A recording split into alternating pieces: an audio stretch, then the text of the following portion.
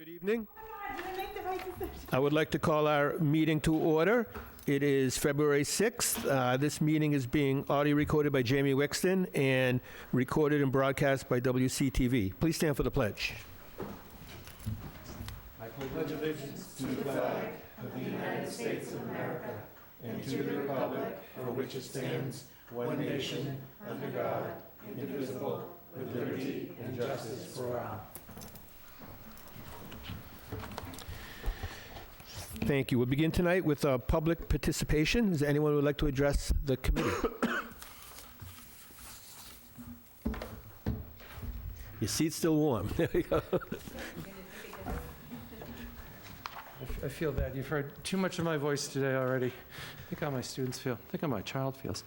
My name is Brian Fitzgerald. I'm a fifth grade teacher. 20 years, I don't know if that qualifies me as a veteran or just advanced intermediate. Humanities teacher, social studies, and English. And I'm here to address one of the items on the agenda for the meeting. I saw there was an item discussing the use of MCAS as a graduation requirement in Wareham, and I'd like to just share a few thoughts because it's been something that's been in the conversation so much the last 6 months. I have serious concerns on a few bases on the idea. I realize it's a discussion.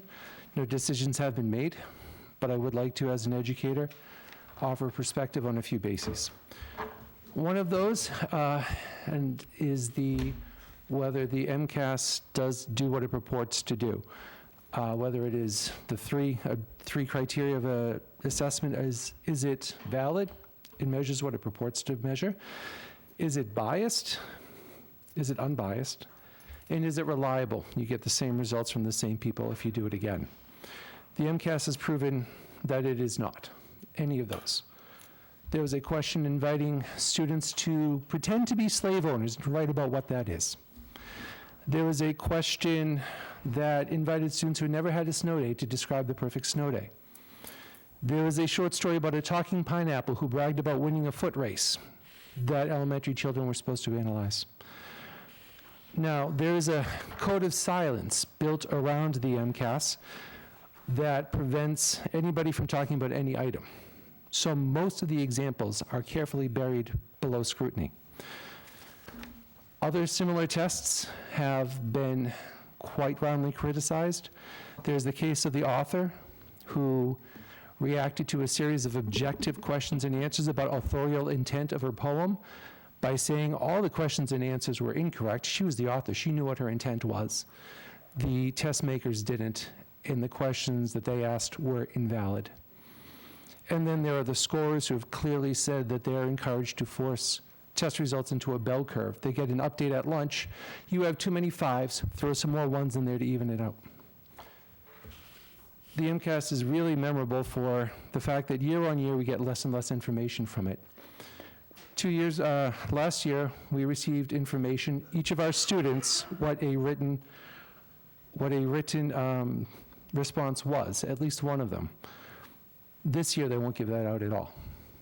And the general understanding is so many inconsistencies were pointed out in the scoring that the people who make the MCAS don't want us to see that again. In fact, the general understanding is they're now using artificial intelligence to score these tests. But enough about the MCAS. I could talk bad things about the MCAS for much longer. I want to talk about it as a graduation requirement on two other questions. One is, if it were to become a graduation requirement, what it would do to the student population in Wareham. I'm a parent. If my child had earned a diploma, had completed all the determinations of competency, and then a test that no longer needed to be used as a criterion for graduation was suddenly reinstated as such, my solution would be very simple. I would move, or I would have my child's school choiced into another district to receive the diploma that she had earned. Now, Wareham, I spoke with somebody who monitors this across the state 3 times over the last couple of days. I think there's one other district among the 400 odd districts in the state that is having a serious conversation about doing this.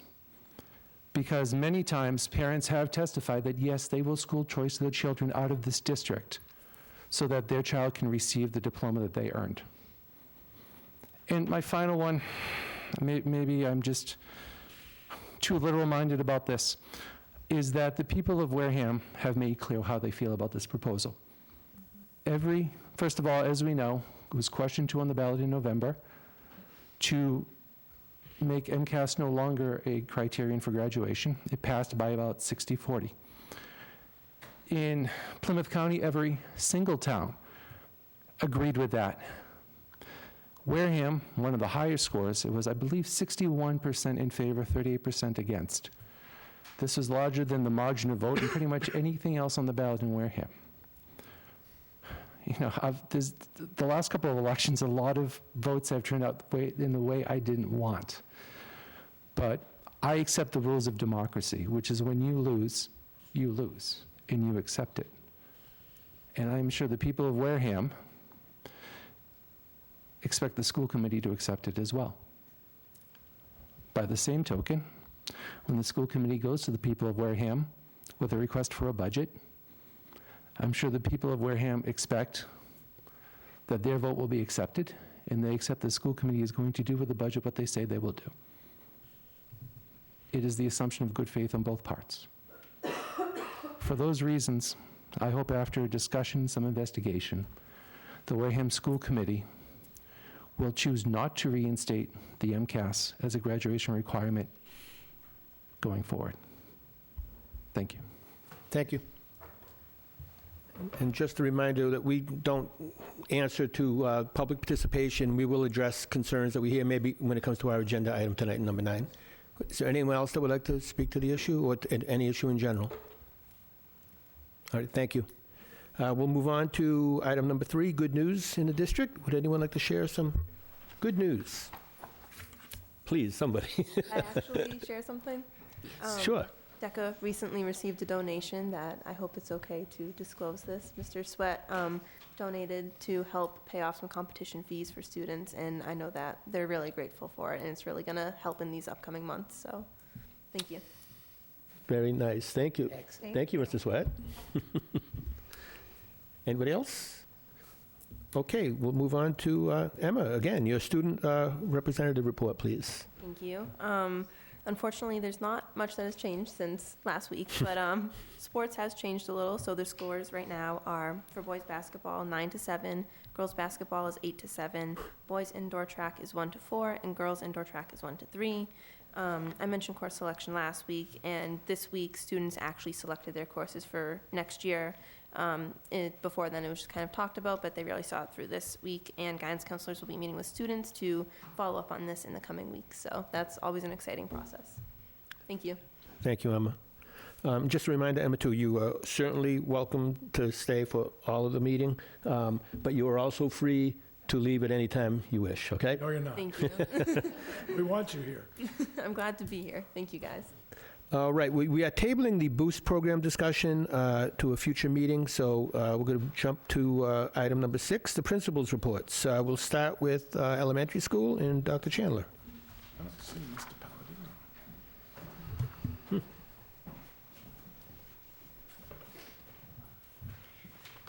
Thank you, school committee. I just left the Wareham Elementary School winter concert happening at our school this evening.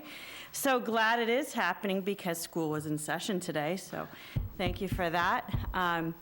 But we are singing and dancing and having a lot of fun, playing instruments. Hot Cross Buns, very popular song at Wareham Elementary School.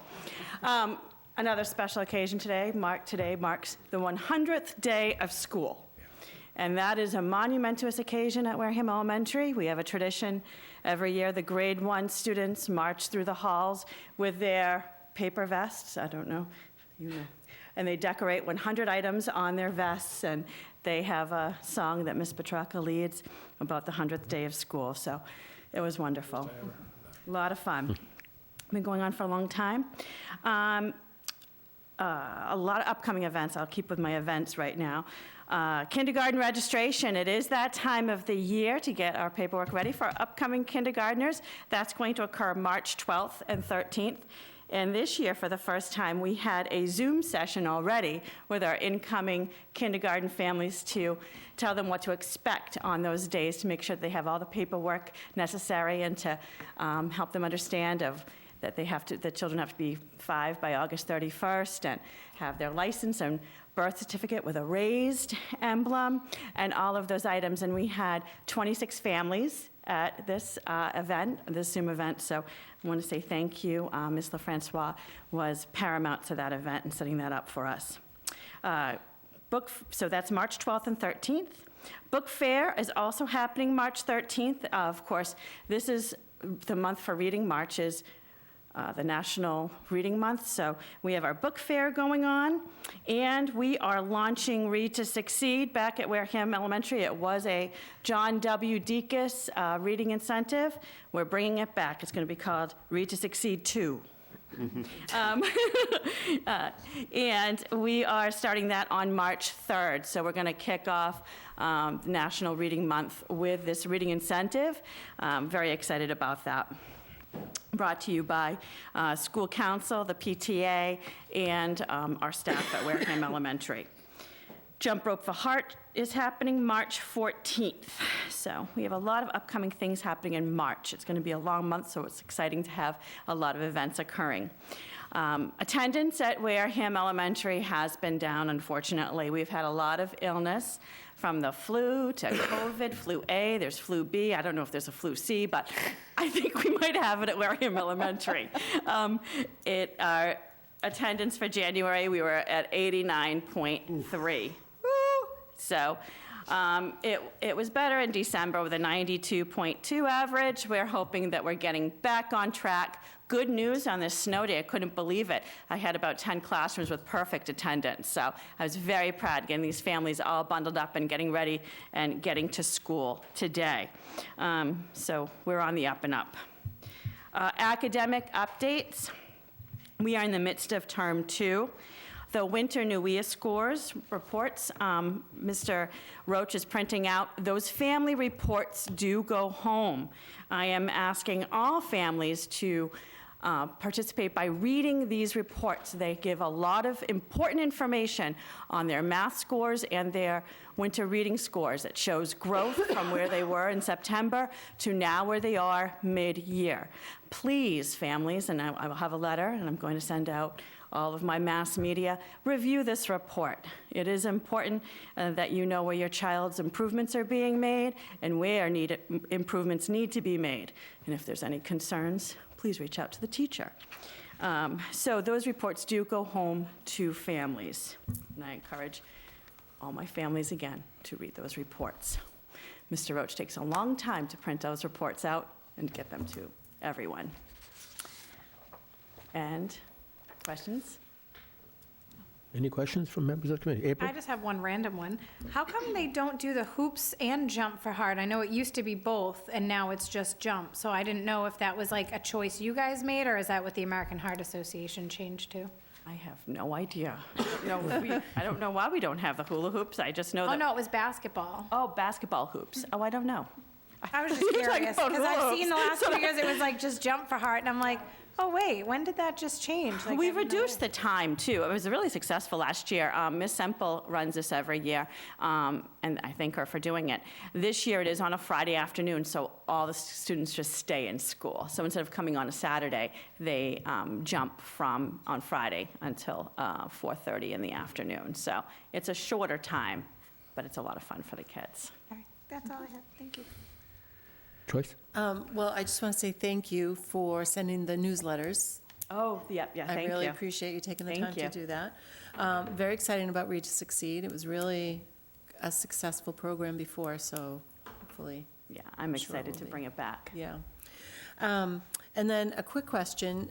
We talked about this last meeting, so I hope this is okay that I didn't get the opportunity to ask you, but what I said at the last meeting was I was doing a little informal survey about Christmas vacation. So we voted on it last week, but we voted on it knowing that maybe we could revisit it. So we talked about, what we voted on was 2 full weeks off. You probably know this already. And the other option would be to come back on Monday and a half a day Tuesday, maybe, depending on the contract. So I'm curious what you have to say about that, if you, Either way, it's fine.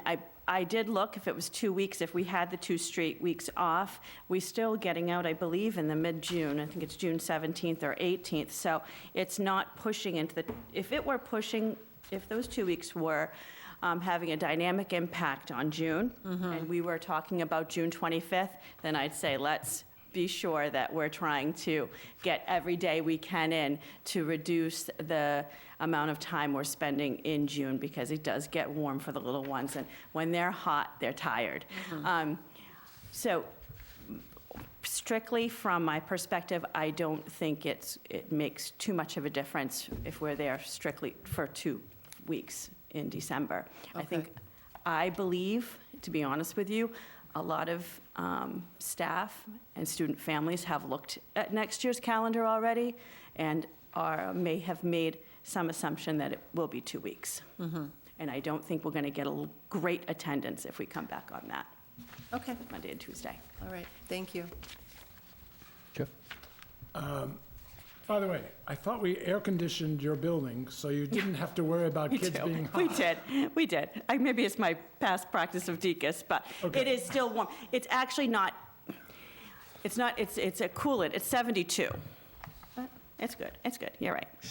We like to keep, the air conditioning can be expensive though, so we like to reduce costs in all possible way. There we go, Kristen, appreciate it.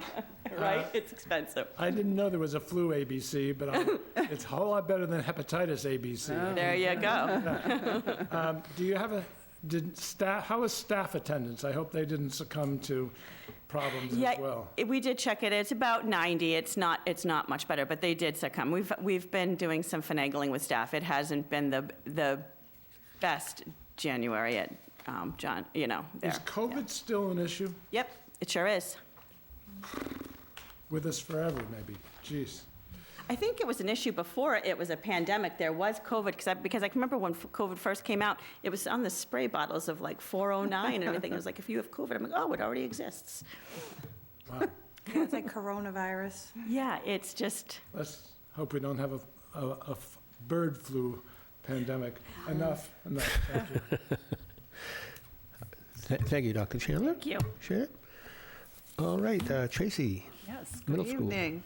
So attendance at Wareham Middle School for December was 97%, and just like the elementary school, it was 89% for January. Lots and lots and lots of kids out. Lots of kids out for multiple weeks, so it is concerning. I'm hoping that February is better. For all of us, lots and lots of doctor's notes coming in, so legitimate illnesses.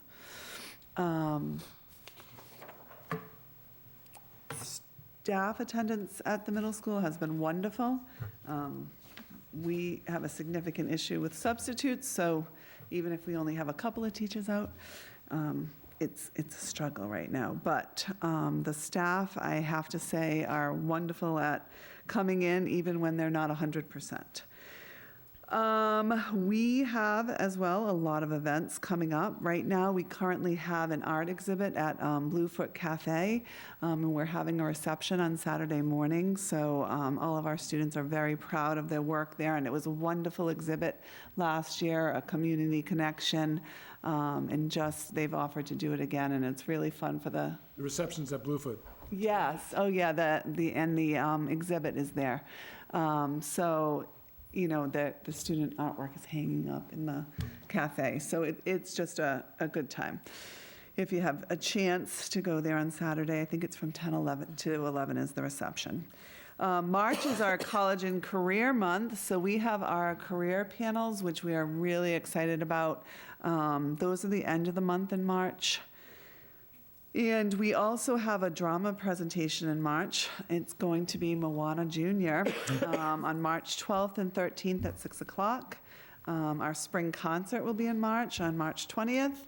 And one exciting thing that we're doing this year with chorus is we are singing at the Providence Bruins on April 4th. So that's awesome. those are some fun things that are taking place at the middle school. One last thing I would like to mention is we have a huge influx at Wareham Middle School of enrollments that we have not had in previous years. It started in October with 6 students, November 5 students, December 2 students, January 7 students, and February, currently 5 students, and we're only on February 6th. That's 25 students. We have students that enroll. There's heavy times of the year. This is not typically a heavy time of the year. March, April, springtime starts to be a heavier time. So the middle school is up to 445 students. So it's pretty significant for us. It's a constant enrollment. Withdrawals, December 1, January 1, October 1, November 3. So only 6 withdrawals. And those were students, one went to a charter school and the other moved out of town. Jeff, So question? tell us about these, what'd you say, 25? 25 students. Tell us about, is there a common denominator? Are they transfers, or what are they? They're transferring in from From? all over, some out of state, a lot in-state. The ones recently have been students transferring from the Cape, different schools in the Cape. And is there any So- common reason for it? Well, I do think it's probably the new developments, the development especially. Oh, so they physically moved, they're not choice students. No, these are students. Physically moved into They're town. moving into town. I think what's happened is the new development, and I don't know if, Dr. DeAndrea, do you know if it's fully opened? It was, half of it opened at the beginning of the school year. I was told that the other half was going to open after the new year, so. So maybe this is, they're not all moving to that new development, but I think what's happening is we're having families move into that new development that have been in Wareham, and then that's opening up some other housing. We also, we're seeing an influx of people moving in with family. So, Interesting. Brennan? I was just going to ask if, is you experiencing the same thing? Same thing. Okay. I don't have my exact enrollment numbers, but I just placed 3 students this week. I mean, I have a large school, we have, 930 students, but my enrollment is growing. Good. Yeah. Are you both going to be here for the school choice discussion? sure. Okay, thank you. Absolutely. Any other questions for Tracy? All right, thank you. Thank you. Thank you. All right, Mr. Palladino is not with us yet. You're at 7 o'clock. 7, okay. So what order of business can we get done prior to that? Let's, We could skip down to Kristen. yeah, I was thinking of either that, 10 or 11, so you guys can arm wrestle. Do you want to do Kristen first, finances, or do you want to do the CMVS? So let's talk about CMVS. Is that okay? Okay, so item number 11, 10 on the agenda. Another acronym. All right, so it's Commonwealth of Massachusetts Virtual Schools is CMVS. The law around CMVS says that if enrollment for a district of their students in virtual schools, just to give you a little bit of a background, there are 2 virtual schools in Massachusetts, the Greater Commonwealth Virtual School and Tech Connections Academy Virtual School. And students can essentially school choice into these virtual schools. They're fully remote. If a school district has over 1% of their full-time student enrollment, if it exceeds 1%, the school committee can vote to restrict students enrolling into these schools. Right now, we have 16 students enrolled. I think it's, you have the document. Yep. I think it's Yep. eight in each one. We do have one senior that we anticipate will graduate from the school, so we would have 15. We have 1,800 students that would count for our full-time enrollment. 1% would be 18 students. So we're actually underneath the 1%. I know this is something that the school committee, Jamie went back and looked, this is something that's been voted on way back in 2015. And I know we have voted on it the last couple of years, but it's not something that needs to be voted on because we have not exceeded that 1%. So I just wanted to give you that information. I don't think there's anything that needs to be done by the committee at this time, but that is my understanding. Jeff? Just to be clear, these 16 students in grades, all the way from 6 to 12, they never walk into the physical buildings like the middle school and the high school, correct? That's correct. Okay. So they're in these schools, presumably sitting at home, Like homeschool almost. Correct. but they're not considered homeschooled. Correct. They're considered, they're at a charter school. They're Wareham students attending a charter school.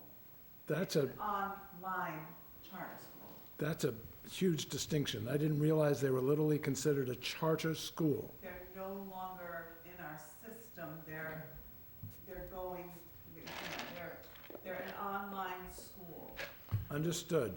So when you say that, and I don't know who's the best person to direct this question at, does that mean that we are getting some level of reimbursement on the cherry sheet for the fact that these students are at a charter school because they are not counted in our enrollment, and therefore we're not getting credit for them as students? Is that what I said, is that correct? I don't know about reimbursement. There is a tuition to attend, which I believe has just been recently, this year it's $9,727. I know that the state voted to increase it. That's something that the Board of Elementary and Secondary Education oversees.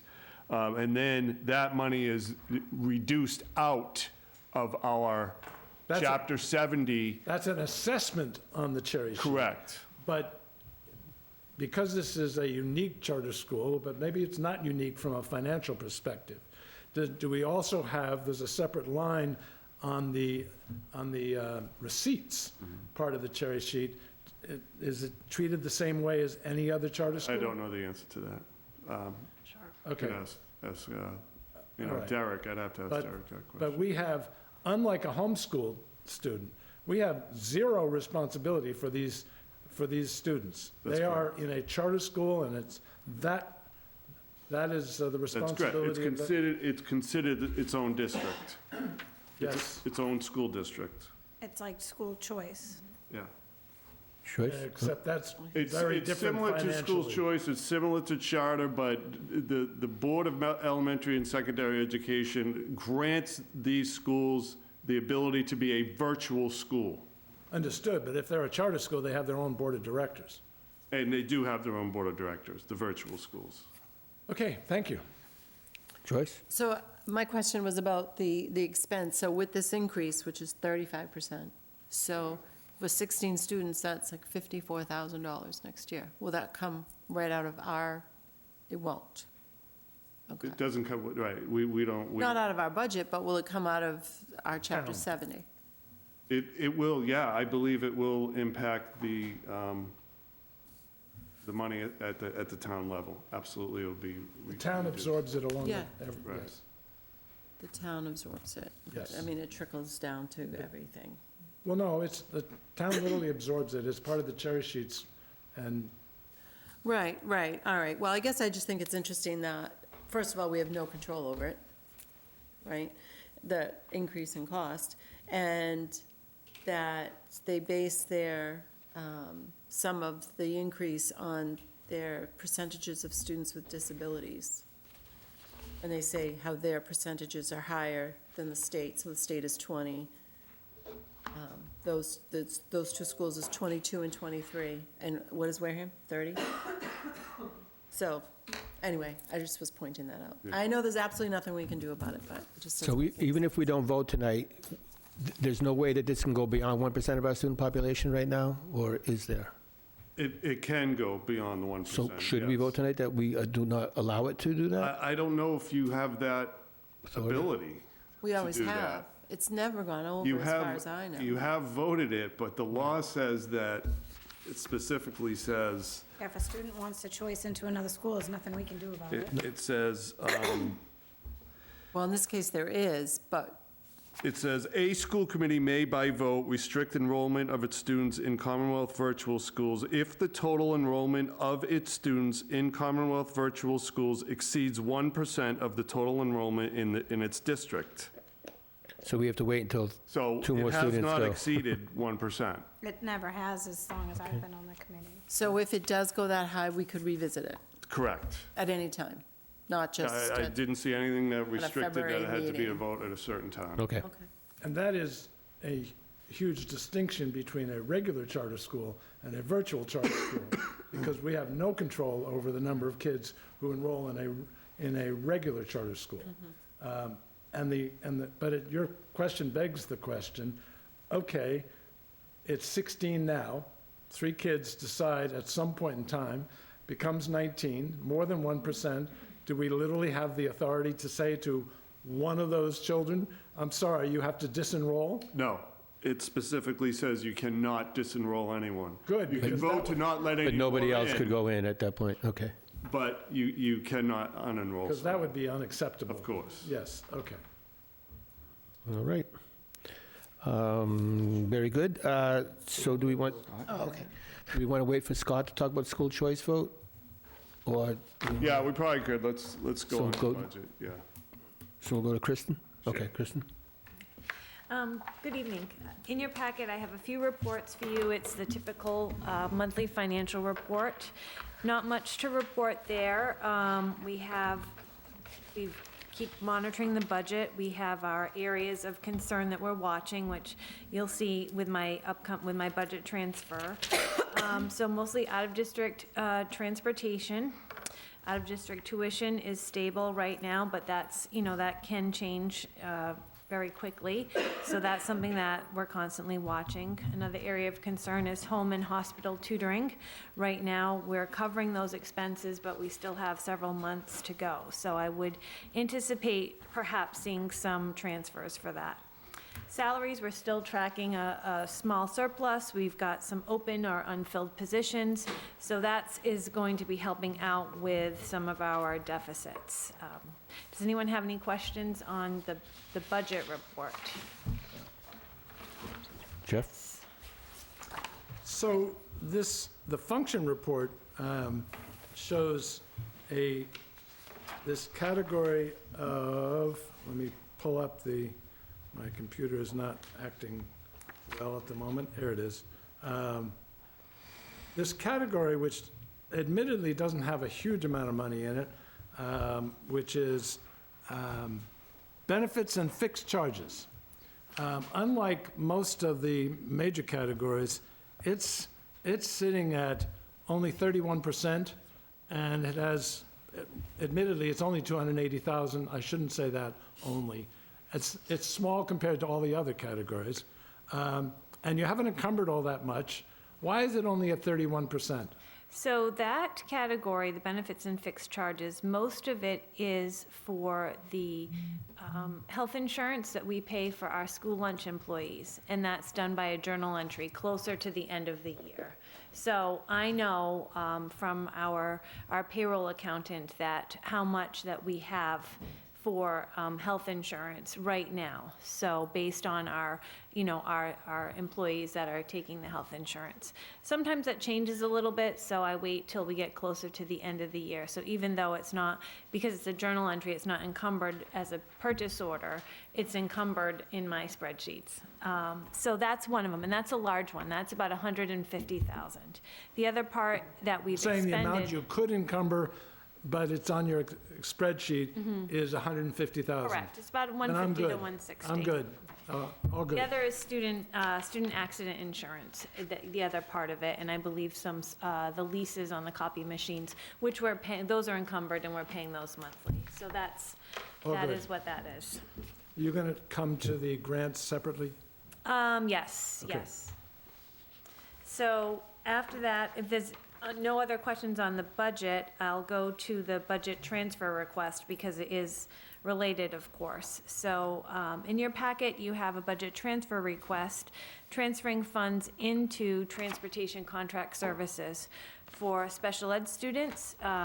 We need 85,000 and 20,000 for regular day students, and those students are foster student transportation and homeless student transportation. So just a little background on this. This is a very volatile budget line. It's constantly changing.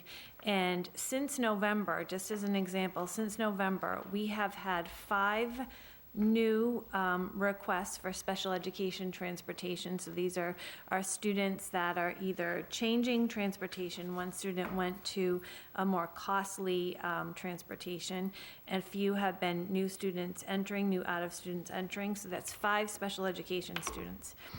And also since November, we've had 5 new homeless students and 3 foster students. So a total of 13 new students. So that's why we're seeing such a deficit that we just need to cover. Fortunately, or, I don't know if that's the best word, we have some unfilled positions in the transportation department. And we have been able to fill some bus driver positions, but so that time that we didn't have positions filled, that has afforded us funds to cover the out-of-district transportation. And I will say this is, like I said, it's a very volatile line item. We see routes per day from as low as $50 to $60, and those are usually our cost shares for McKinney-Vento transportation, to upwards of $550 per day. So it's really something that's really difficult to budget for. So the only thing that you can do is just keep a close eye on it and monitor it. And fortunately, in my office, the bookkeeper that handles transportation and the transportation department, Marie and her clerical staff, together we feel we have as good a handle on it as we can. So we're trying to keep up with it. But that being said, we do need a budget transfer to help us get through the rest of the year. Does anyone have any questions? Move approval. I'm just glad you have 105,000 to move within transportation as a general category, so I'm good. Second. Have a second? Okay, all in favor? Aye. Opposed? Abstained? 500. Thank you. Thanks, Kristen. And finally, I have the grants update. This is a very similar format to what I've done the past few years. I have 3 separate reports. One is a listing of all of the grants from FY25, and I added some columns. One column has a C or an E in it. We have all the grants listed. I separated it by the beyond school time grants because those are for after school, out of school for the most part activities. And the other grants, some of them do help offset the LEA budget. So I included that column so you can get an idea of how much we're relying on these grants. But the C and the E in the column C is competitive, means we apply for it. We apply for all the grants, but it's not an entitlement grant, which is the E. So competitive, you write an application, and it's not a guarantee that you're going to get that grant. The entitlement grants, as long as you complete the application and as requested, and that you get the funds that are predetermined by the Department of Ed or the other grant organizations. Most of our grants are through the Department of Elementary and Secondary Education. We do have a few through EEC, which is early childhood, so we do have a few of those. But you can see, so in addition to that, I also added a column for federal and state. So you can see S for state, F for federal, so what funds are funded through federal grants and which funds are funded through state grants. Another column, so the column to the right of that is the approved budget. That's our budget that we're approved for. And like I said, for the entitlement grants, that amount is already determined when you apply for your grant. The next column is whether it offsets our local budget or not. So you can see that in FY25, we are offsetting $1,375,000 from grants in the budget, and that doesn't include, I also put in circuit breaker, although it's not a grant, it's a very large amount, so I like to list it on this sheet here, and I'll talk about that separately. And the final columns are all of the categories that are in the grants, and this is straight from the DESE and the grant budgets. So professional salaries are your teachers, nurses, administrators, clerical salaries, secretaries, administrative assistants. Other salaries are paras and custodians. Contracted services is a large category. It can be anything from related services vendors to out-of-district tuition.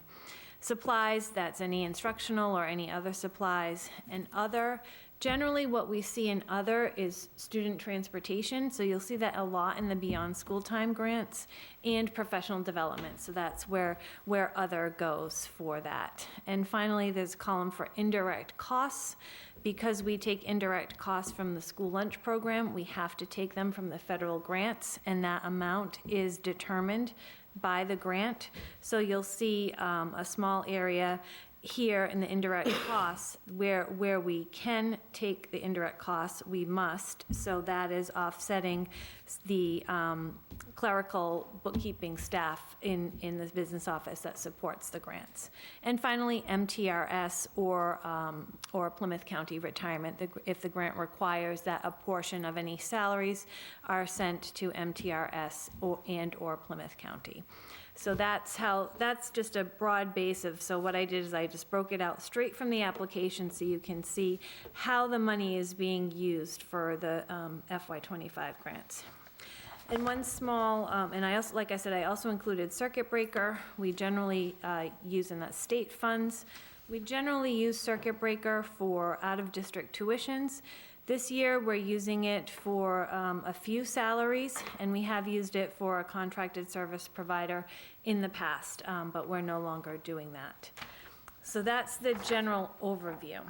And the other part of it is what I did is I took a look, because I thought it would be kind of interesting or helpful to look at how these grants compare in FY25 to what we received in '24. So that's the second sheet. And you can see that some of the grants, a lot of the grants, we get them every year. Sometimes they go up, sometimes they go down. So you can see the change. You can see some grants that we received last year that we didn't receive this year, or grants that we received this year that we didn't, receive last year. One thing I will point out on this sheet is circuit breaker, our circuit breaker reimbursement. It went down right now by $183,000 from last year to this year. And, that can have several factors. Circuit breaker is based on your expenditures for students who meet the threshold. So in '24, we claimed 49 students, and instructional costs were reimbursed at 75%. Transportation costs were reimbursed at just under 58%. So in FY25, 35 students were claimed, so the claim went down. And so we had in there, again, instructional costs were reimbursed at 75%, so no change there, but transportation was reimbursed only at 44%. So that could be obviously that's part of the reason why the claim has gone down. So that fluctuates from year to year based on your students and their placements and their costs. So that's just a little snapshot for there. And finally, the third report that I had is just a Word document that each grant that we received in FY '25. I explained the basic priorities, and this is from DESE, and you can certainly, to learn more, you can certainly go to the DESE website for more information. Look under finance and accounting, under grant opportunities, and you can search and find all of these grants. So if there's more information that, the general public or you all want, that's easily found on DESE's website. Does anyone have any questions? So looking at your, excuse me, where you have it designated between like state and federal, and I think it's amazing that we have as many grants as we do and that our educators are constantly applying for them. We have 21 federal grants and 12 without circuit breaker on the state grant level. Doing what you do in the conversations that you're having, given the fact that they're looking at dismantling the Department of Ed, these are already appropriated, where does that leave us if, like, in the school finance office and in, I'm sure, conferences and conversations that you've had, what's the concern with any issues getting, even though they've already been like appropriated, do we have that money already? Is this stuff we're still waiting? I know we used the budget because we were promised this amount. If there's freezes or things, do we have like a backup plan for if there are issues with getting these funds that we've already accounted for in our budget? So a couple of things. We can only request funds on an as-needed reimbursement basis. So what we've spent, we've requested for reimbursement, and we've received. So we do that usually monthly. Sometimes we can do it throughout the month, so we try to do it monthly based on our expenditures. So that's one part of it.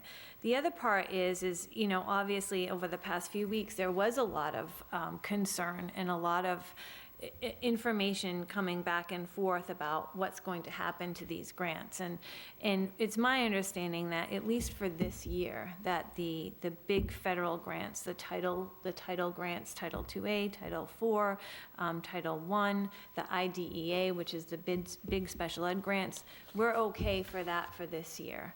As for the future, I don't know. I haven't heard anything. The information is changing sometimes from day to day, week to week. And so right now, I think we are okay for this year, as far as I know. I haven't heard otherwise. And we're planning on using and receiving these grants next year. If we didn't, you can see that it would be extremely devastating since, between the federal grants, I think it is, like you said, 21, and it's $2,247,000 this year that we're receiving in federal grants. Thank you. You're welcome. Joyce and Jeff. The Student Opportunity Act, the $109,000, can you tell me what types of salaries that's paying? That is paying for, I believe, teachers' salaries and a clerical salary. Let's see, let me just go to that. So that's professional teacher salary. So there's a few teachers, I believe, at Wareham High School, and there's $24,000 that's supporting a clerical salary in the curriculum office. Okay, thank you. You're welcome. Jeff. So first of all, a big public thank you. About 6 hours ago, I asked Kristen for some special information, and she created that third column with the FS for me, so thank you, Kristen. You're welcome. And I did some math. Beyond school time is vulnerable to federal grants. 40% are federal grants. But excluding circuit breaker for obvious reasons, we are vulnerable to the federal government for 80% of those grants. There's an immediate concern. First of all, no one knows what's going to happen. But there's an immediate concern because sometime in March, they will do something called reconciliation, which is the reconciliation of the budget for this fiscal year. And cuts as a part of that reconciliation are probably almost inevitable. This has nothing to do with what happens in the next fiscal year. So we literally don't know what's going to happen to 80% of our grants, 80% of the money, not forgetting beyond school time. So April's point is extremely well taken. We just don't know.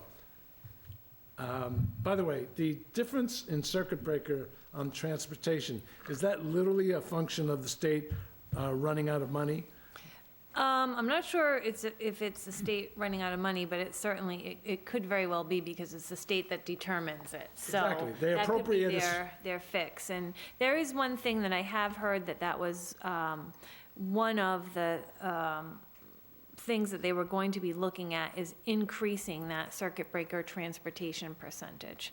So we'll see, and that would be really helpful because when we were allowed to claim transportation for circuit breaker, that's in the past, and that happened in the past 3 years or so, that's when our claims really shot up because as presented before, those transportation expenses are really high. I'm thrilled to be getting a consistent 75% on the non-transportation. And the instruction, yes. Because there were yes. years past where we were Correct. quite a bit lower than that. So I guess it's just a function of how much they appropriated for the transportation. But I guess we should, be happy we're getting anything for transportation. And that's across the board for the Commonwealth schools, so it doesn't, all the schools get that same percentage. So it doesn't, Wareham doesn't get 75 and Marion gets Yep, 60. exactly. So it's the same for that and for circuit breaker across the board. So, and I apologize for not getting this question to you earlier, but let's assume, for the sake of argument, worst case, and the federal grants disappear. How many employees are supported by those federal grants? Round number. I would say, just off the top of my head, 10. So not as bad as one would think. So a lot of you can see the funds in salaries are in the evidence that Student Opportunity Act, as Joyce mentioned. Some of the salaries in Title IIA, those are stipends for mentors, for professional development, so it's not a salary per se. Targeted assistance, it's a portion of a salary. The IDEA, the big special ed 240 grant, that's a few stipends, so it's not, it's not a position. Let's see, Title I, that's where we have portions of or full salaries being supported. So I would say 10 would probably be, all told, 10 would probably be a good. I thought it was going to be worse than that, so No, I'll take that no, as good no. news. So a lot of it, so And it's, it's still not good. no. It's not good, but It's really better to not have your salaries on the grants because right off the top, 9% goes to, you have to include 9% to MTRS. So if you have a salary and you have to take, say you get 100,000 in your grant and you have your salaries, but then you also have to make sure that 9% of whatever your salaries is fits in that $100,000. So, and that's the same thing for the county retirement as well. And that is statewide with grants. The state grants don't have some of the retirement in it, but the federal grants do. So you try not to do that, but sometimes it's inevitable. And once you have salaries on grants, it's really hard to move off them, as we saw with ESSER last year and this year. thank you again for that great information. You're welcome. And one thing that I did also want to point out, the last one, emergency assistance shelter reimbursement. Last year, we received $158,000. And this year, I only have $43,000 because that's only what we've received for the first data capture through December. So right now, I fully anticipate that we will get it for the rest of the year as long as we have students living in the shelter, but that is to be determined whether or not the students are still living there and whether or not the state will continue with that. But I was happy that they at least gave us that amount for September to December. So that's why that one looks down, just because I don't want to, assume that we're going to get it for the rest of the year. Thank you, Kristen. You're welcome. Mr. Palladino, welcome. So we still have to hear your principal report, but I don't know if you want to have your student advisory go first, or, okay. She's got to study and get to. Exactly, that's what I figured, so.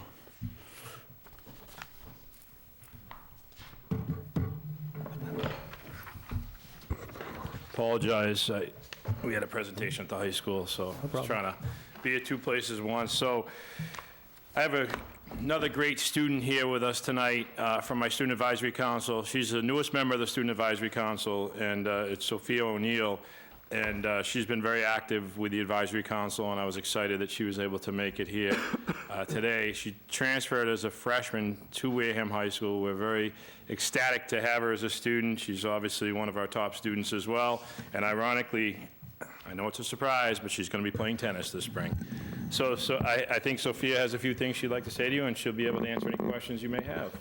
Yes, this is my first introduction to Wareham. I came here from Bourne. I was there my whole life, but I've always lived in Wareham, and I really hit it off. Being a student in Wareham High is really awesome. I immediately bonded with Kavicki, even before I was in the school. She's super awesome, and she introduced me to so many opportunities. Already I've been in AP classes, I've been working in clubs, I've been working with a bunch of my whole diverse group of friends, so it's been a really awesome experience overall. It's been so much better than anything I could say. And being a part of Student Advisory Council, I have been able to, we sent out surveys to see what students were into for what they wanted to see offered next year for classes, and we got a bunch of good feedback. A lot of it, what I remember was stuff on, a lot of students are interested in childcare, and a lot more who I can tell want to go to the tech were interested in stuff like building or welding, but we got a lot of good stuff on that. And I've also been able to help out with forming the course of studies, so getting my input on that was really awesome, and the other Student Advisory Council members.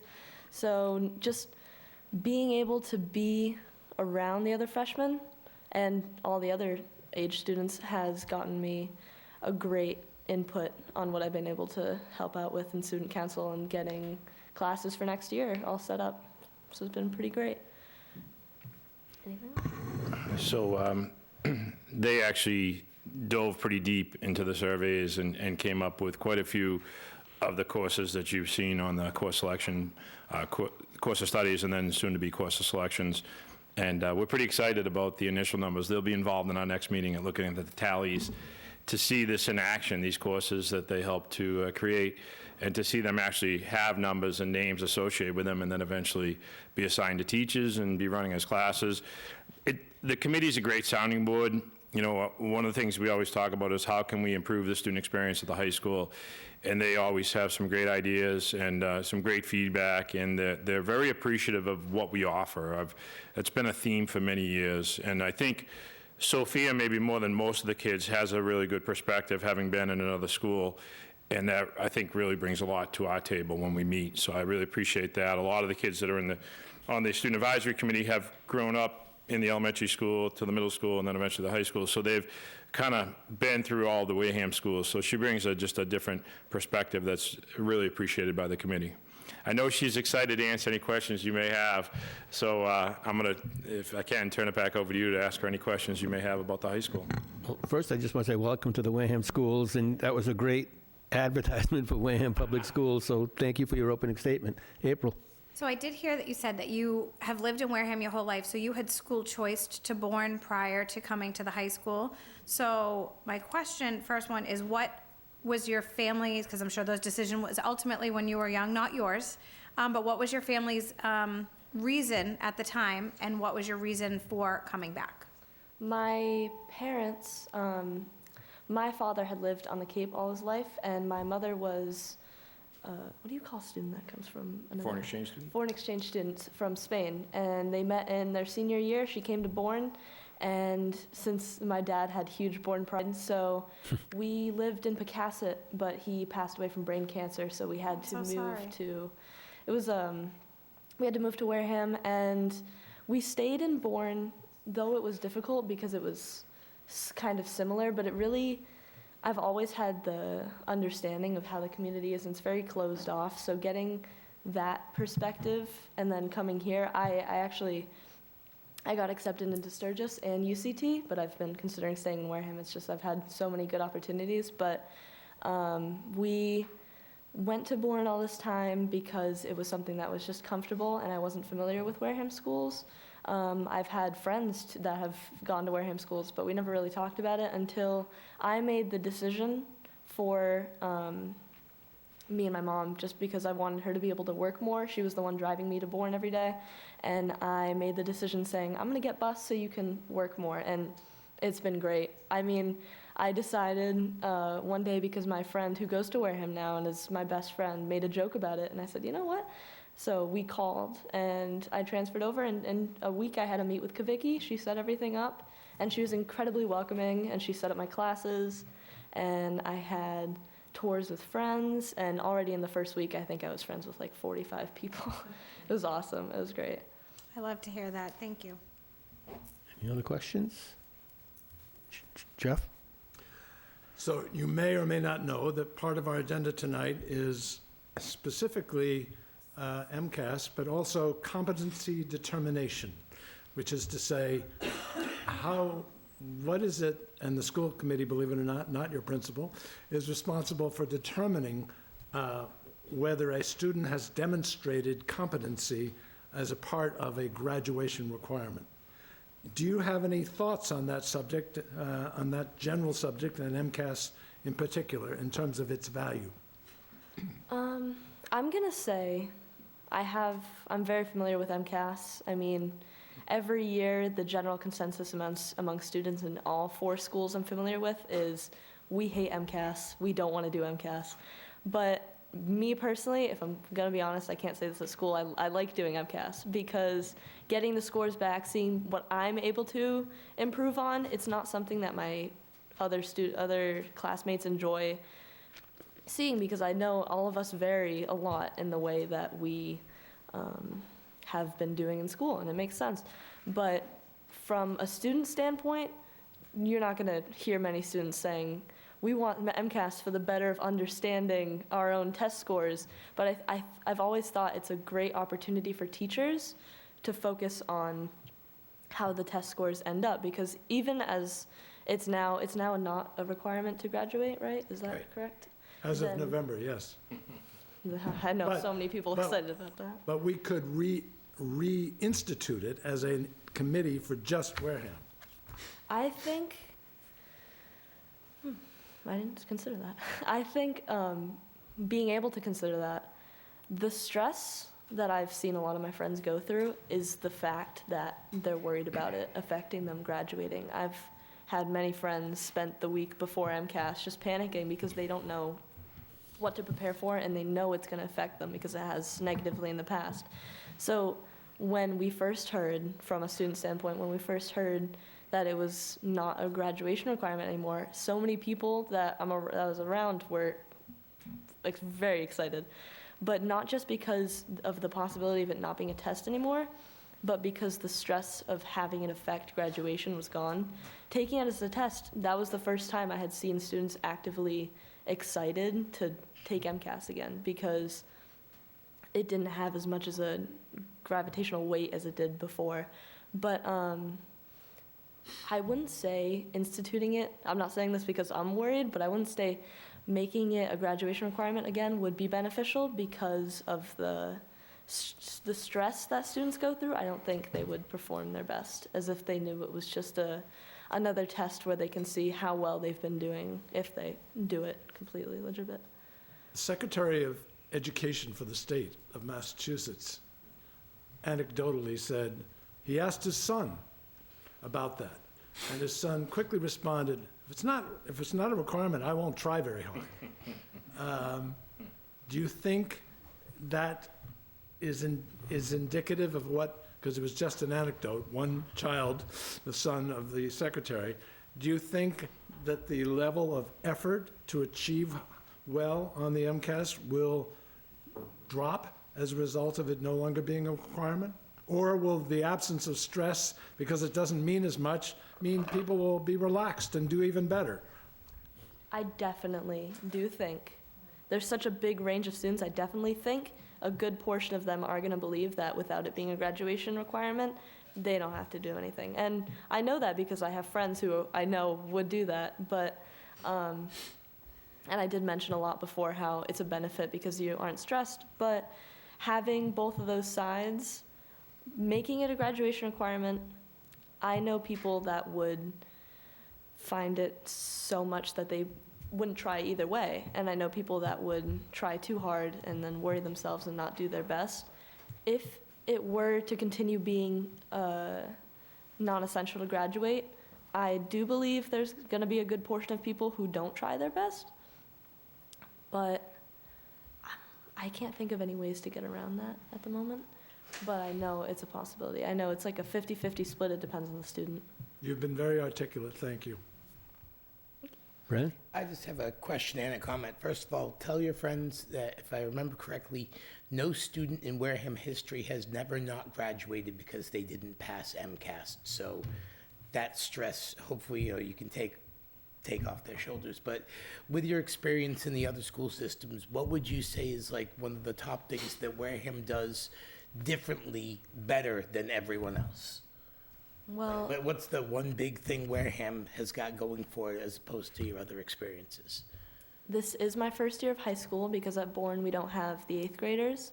So the whole new, different workload, focusing on graduating rather than getting to high school is new. So I don't exactly have that comparison. But since I've gotten here, I think the openness of the people, and I'm not trying to point out human characteristics, I'm trying to understand that, like, how the school works itself, but the fact that there's so many resources and they're so easily available, at all the schools I've been to, Sturgis does have a very good curriculum.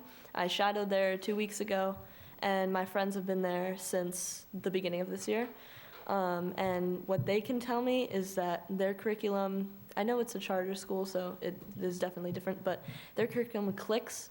And when I went there, even with the quick half day of preview that I got, it was very similar, honestly, and to the other ones that I've seen, to Wareham, in the way that the curriculum is so wide that it fits every student.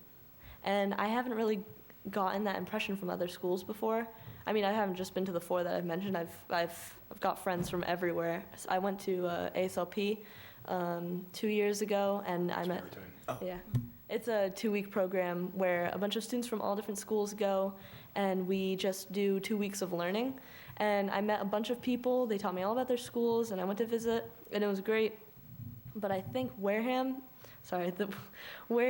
best characteristic would probably be the way that the teaching can reach every range of student. So in my classes where it's kids that can't click in what's being taught, or they can't focus, or they've got problems going on, and to the students that take out everything they need for a class and they're always prepared, the way that everything is taught and the way that resources are so available, it reaches everyone. Excellent, good. We like to hear that, thank you. I don't have a question, I just say welcome, and I look forward to hearing more from you. Thank you. Thanks, Sophia, we appreciate it. Thank you. All right, Mr. Perfect. Sophia can leave, Mr. Palladino, you can't. I will. Thank you. All right, Scott, we'll do your principal's report now, and before we get into the compensated determination. Great. Well, thank you. I appreciate my colleagues sticking around. I apologize for keeping them longer. So our attendance for January for students took a little bit of a hit. Had a lot of illness going on. We maintained a 91% attendance rate for the month of January. Our staff attendance has maintained a 96% attendance rate. Some good news, our new semester began, so we're beyond the halfway point. We've got to be getting close to 100 days, right? Today. Okay, all right. Well, I knew 90 days was the halfway point, so that's always exciting at the elementary school. We don't really celebrate that at the high school. I think we celebrate the 91st day. But our new semester began, so elective classes, for the majority of those classes are half year, so the new elective classes began just a little over a week ago. Winter sports are winding down their regular seasons. Boys and girls track are headed to the States this weekend. Boys basketball and girls basketball seems to be headed towards the tournament, so we're excited both teams look to be qualifying for the tournament. Our cooperative hockey team is also headed to the States. Our clubs are alive and well. We've got some great participation in all of our clubs this year, which is very exciting. From our school event standpoint, our students, as you heard, are in the process of selecting their courses. It's a very exciting time of year. It's kind of awkward at the midway point to be looking at next year's courses, but that's what we need to do to really get the schedule going. So it all started here with our course of studies, and this week they have until tomorrow to select their courses for next year online using their PowerSchool portal. This past Monday, we had on-the-spot acceptance day for UMass Dartmouth. We had an admissions rep meeting with multiple students in the guidance conference room throughout the day, and the students get an on-the-spot decision. We had MCAS retests going on for grades 10 and 11 science, Tuesday and Wednesday, and on February 3rd through February 7th is National School Counselors Week. Our school counselors have been part of the morning announcements each day this week. They've been visiting advisories and raising awareness about how school counselors can help students thrive through daily themes. Next week, on Tuesday and Thursday, we have our honors breakfast for term 2. Grades 8 and 9 will be on Tuesday, and grades 10 through 13 will be on Thursday. Obviously, we've got a vacation coming up in another week, and as soon as we get back, we have our DECA States in Boston on February 27th and 28th. Some initiatives that we are utilizing to improve learning. We have had a tremendous amount of interest on AI training at Wareham High School, and I want to thank Dr. DeAndrea for getting us a professional to come in and work with our staff. It all started in December on our early release day. We had over 25 staff members in on a training in the afternoon, and that morphed into the gentleman who presented the training coming back in for 2 days in January and working with small groups of teachers during the day.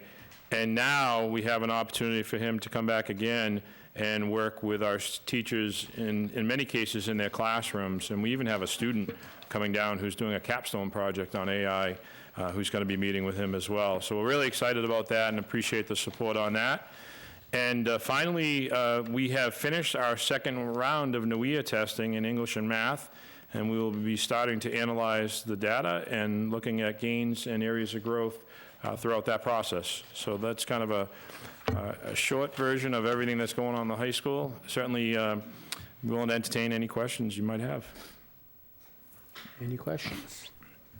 Ooh, you're looking up. Oh, Joyce. You know, I'm going to come up with one. That's all right. Actually, I forgot to ask Tracy this question, but not to put you on the spot, but at our last meeting, we voted on the school calendar. Yes. So I'm doing my own informal survey of, I don't know if you're familiar, the calendar that was voted.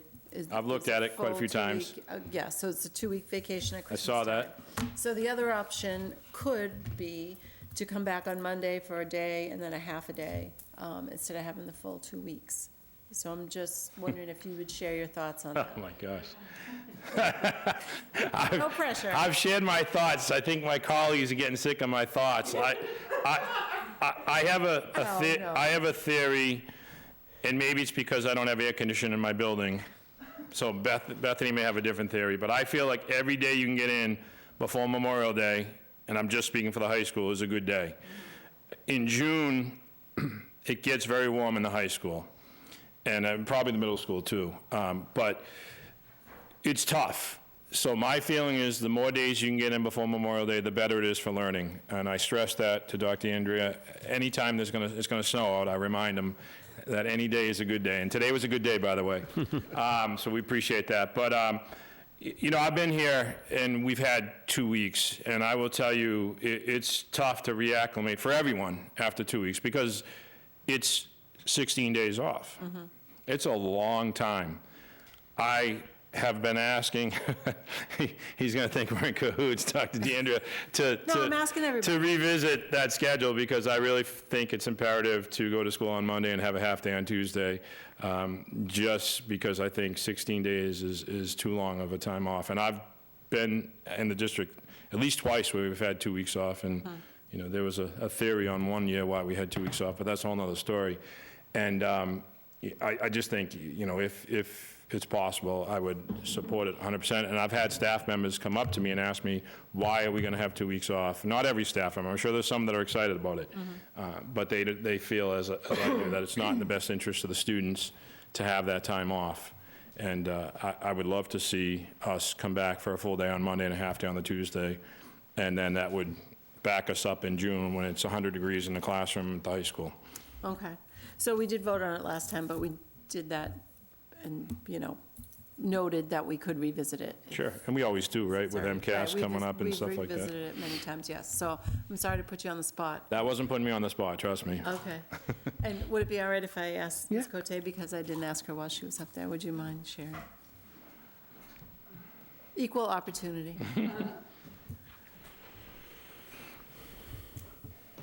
So everyone knows my philosophy about June, and I would get any teachable moments in before June. 2 weeks off, I agree with Mr. Palladino, is an extremely long amount of time in the school year. I would prefer to come back for a day and a half. We did come back the last 2 days this year on January Right, 2nd and after 3rd. And there was a lot of grumbling from parents, I think, and some staff. But I think in general, like, it worked out really well. We got acclimated and right back to work, and then we had 2 days off. So I thought it was really good that we had those 2 days. Okay. But just my opinion. Right, and that's what I'm asking for, so thank you, I appreciate that. You're welcome. So I guess I would just ask the chair and the superintendent that perhaps in the future we can have a conversation and perhaps revisit it. I know there are other factors. Well, I mean, and I know that Ms. Chandler said, you know, that people have looked at the calendar now, but when we voted on it, we did say, subject to change. I believe another survey went out to teaching staff in Paris today. Oh, good. That's my understanding From the union. from the union, yes. So I had maybe, inquired. oh, I know you did, I know you did, no, so, but if they've done another survey, then maybe we can ask them to share that with us and see where it goes. Would that be okay? Yeah? I'm asking you. Yeah, Oh, yeah. yes, absolutely. All right, good, thank you. Any Thank other you very questions for much. Mr. Palladino? All right, but still don't go anywhere, because we have competency determinations up next on the schedule. And I'll let Dr. DeAndrea and maybe Mr. Palladino. Okay, Explain this. so I gave you folks this document here. I'd like to just walk you through that a little bit. I thought it would be a good idea to give you a quick review of the requirements for a high school diploma in Massachusetts, and I created this doc. Do you want a copy of it, Scott? Is it this one from Desi? No. Okay. This is my own homemade version. Emma, do you have it? That's not it. Here, I'm trying to look for, Here comes one over here. It looks Yeah, like we this. got one right here for him. oh, here we go. Come in, Jen, thank you. Here we go. Here, you got one. Okay, so in order to receive a high school diploma in Massachusetts, students must meet the requirements outlined by both the state and by the local school district. And in the left column of this document, it has the requirements by the state to receive a high school diploma. And the right column are the local requirements determined by the school committee. So the local requirements on the right are the ones that you guys approved last meeting, was the program of studies, and that has this information outlined in the program of studies. On the left, you have the competency determination, and also I added down the bottom, it's required that students take US history and also physical education. The passage in this left column about competency determination is from state law, chapter 69, section 1D, and defines competency determination. And CD, or competency determination, was previously determined by passing the MCAS, which has now been changed by the vote back in November. And I've added the language in red there of what it changed to. So you can see that in the middle of it, it has that part that is crossed off, and that had said, as measured by the assessment instruments described in section 1. That was MCAS. So now they need to determine it by satisfactorily completing coursework that has been certified by the student's district as showing mastery of the skills, competencies, and knowledge contained in the state academic standards and curriculum frameworks in the areas measured by the MCAS high school tests described in section 1, administered in 2023. The areas that were measured by MCAS in 2023 were English 10, 10th grade, algebra, geometry, and either biology, chemistry, or physics. So what we need to do is the school committee needs to vote on what the new competency determination will look like based on the revision to the law. This is most important to the students who are seniors right now who have not received their CD because they have not passed the MCAS, and we do have some students that fall into that category. So that's why there is some sense of urgency to this. Now, whatever you guys determine tonight, that can always be changed down the road. But the urgency is that for those students who are the class of 2025 and need to be ensured that they have gained their competency determination. So, that all being said, Scott has put together a plan for a CD that meets the needs outlined in the law. Do you want to take it from there? Sure. Thank you, Dr. DeAndrea. So what we are proposing is that we create this competency determination, hopefully for your approval tonight, for the class of 2025 and 2026. To Dr. DeAndrea's point, we need to have some closure on this. We do have a couple of kids that you heard MCAS were going on this week that have moved in, come in from other states, et cetera, that need to pass the MCAS. They probably will. To Brennan's point earlier, we've never had a kid not graduate because of the MCAS. So I'm sure they will, but as the regs go, we need to have this competency determination. And at some point in time, we may be in a situation where the student hasn't passed the MCAS. So we're in good shape, but there's always going to be a couple kids that may fit into this category that we have to show that they have passed their 10th grade courses in English, math, and science. So we are proposing to do this for 2 years, 2025, 26, with an opportunity next year to come back with for 27 and beyond as we get a chance to kind of get our bearings on this. We felt it was important to group 2025 and 26 because these students took the MCAS test in 10th grade with the understanding that they needed to pass it in order to graduate.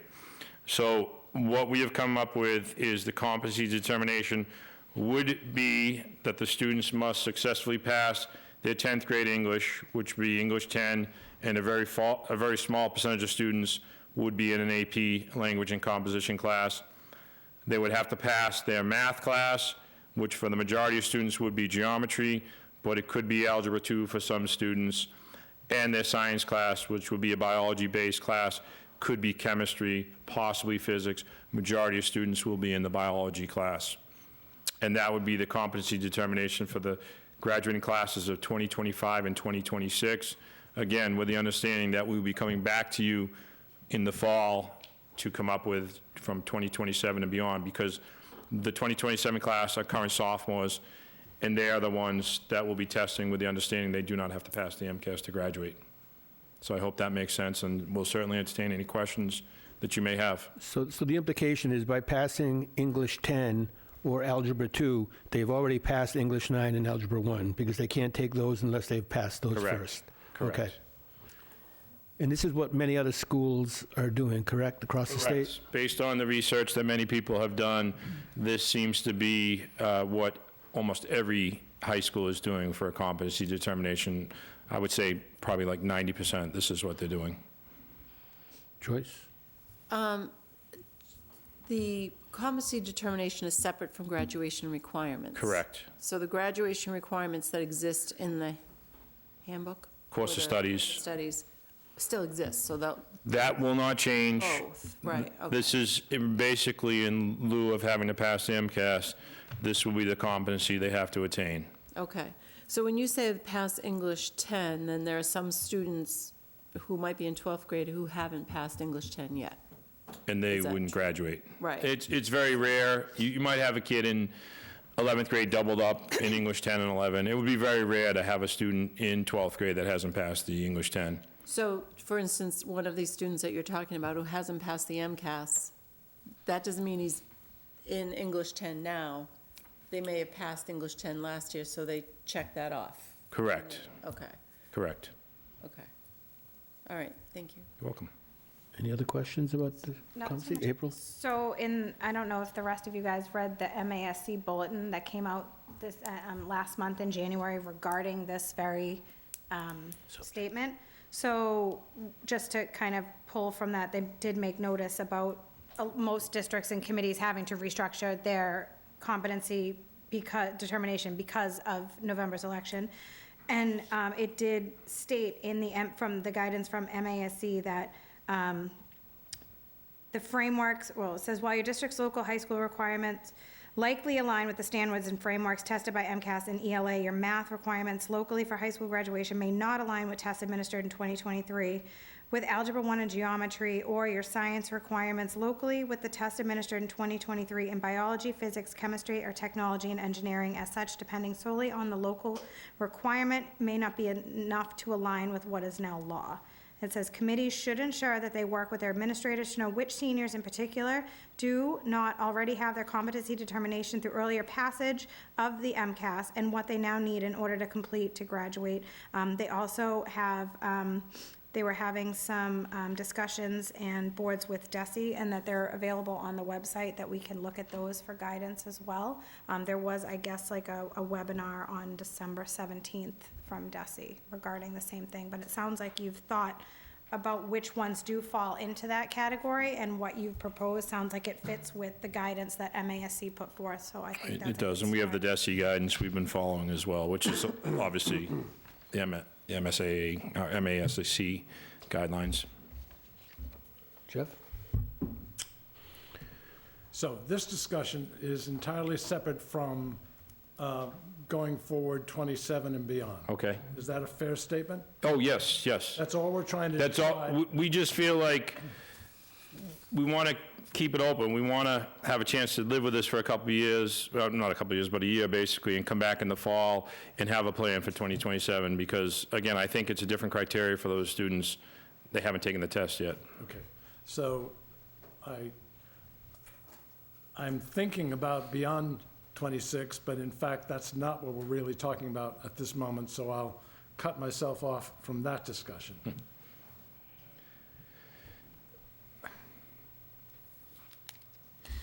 The Secretary of Education, in addition to the anecdote from his son, also asserted that as MCAS scores were flat or declining,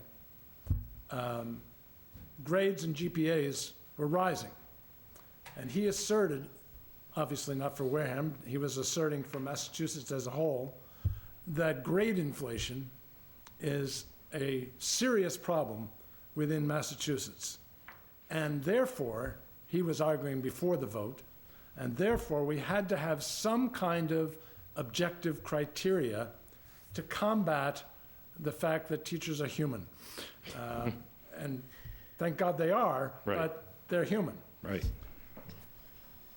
I will have my own anecdote, which is we got a transfer into Wareham, and Sophie's a wonderful transfer into Wareham, because the older sister of this individual went to a school in a contiguous district, got straight A's, and went to college and was forced into remedial work because she couldn't do the work of a freshman, even though she got straight A's in high school. That's one serious problem that grade inflation Sure, creates. absolutely. The second problem that we're all very familiar with, and to a certain extent it's related to alignment, which you know much more about than I do, but you can also end up taking these remedial, no credit, but expensive courses in your first year of college because your curriculum hasn't been aligned sufficiently with what colleges expect you to know. Right. So I guess I'm not, candidly, a huge fan of MCAS. I, in fact, like NAWIA, and I don't know enough about it to really even be a big fan, but what I do know makes me a big fan, A, because it's 3 times a year, B, because it gets to be formative because you get the results so quickly. Yes. Okay? And so you could theoretically almost make the first 2 NAWIA exams formative and the third one the equivalent. right. The equivalent. From what I can tell, the only real difference between NAWIA and MCAS, because NAWIA does tell you where you fit on the scale of what you should know. Right. What you don't get, and correct me if I'm wrong, is you don't get how you compare to other schools within the state of Massachusetts. Right. And so maybe I'm treading too far into the future. So let me back off for a question I was going to ask. So do you have any concerns for the next 2 years, or for the 2 that, and Emma, jump in anytime you want to interrupt me, feel free.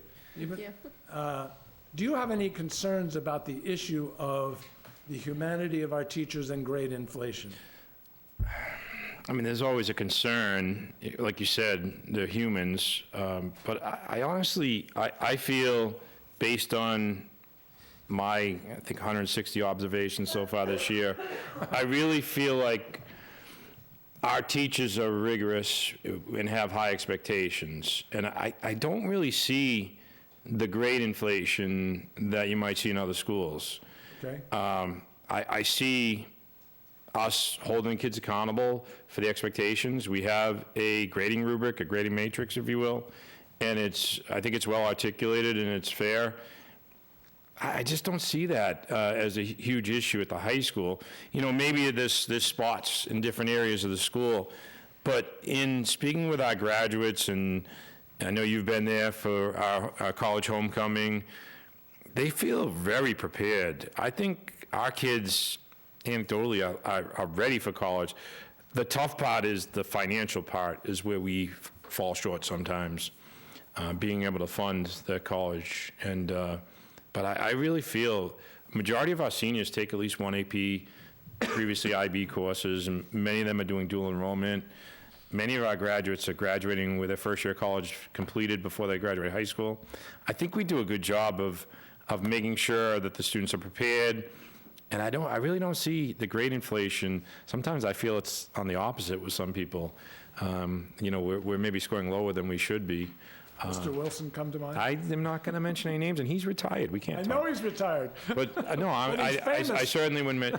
But I think, you know, when you were there, you know, you heard the names of the teachers that they felt best prepared them, and I'm sure at certain times they were probably upset with the different teachers, especially the advanced level courses, but they're very appreciative after the fact, because I heard this year from 7 out of 11 of the students there that their high school AP courses were tougher than their freshman year college courses, and I'm okay with that. because we are able to provide. BSU courses are easier than their high school courses, yes. In high school, there's, as you heard from Sophia, there's a lot of layers of support that you won't have in a college, so it's nice when we can do that at the high school level and get them ready for college. Well, I have more questions, but A, I'd love to hear from Emma if she has some thoughts, and B, the rest of my questions really relate beyond 26. Fair enough. We'll be back for those.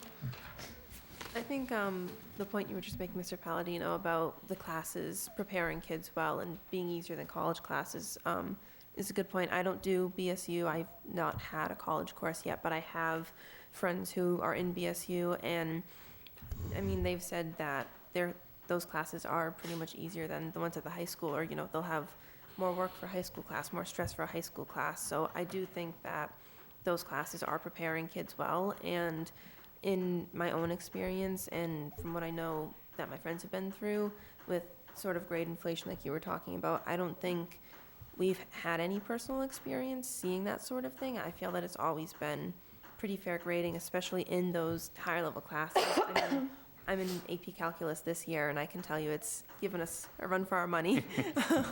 It's always felt that things are fairly graded, I feel like.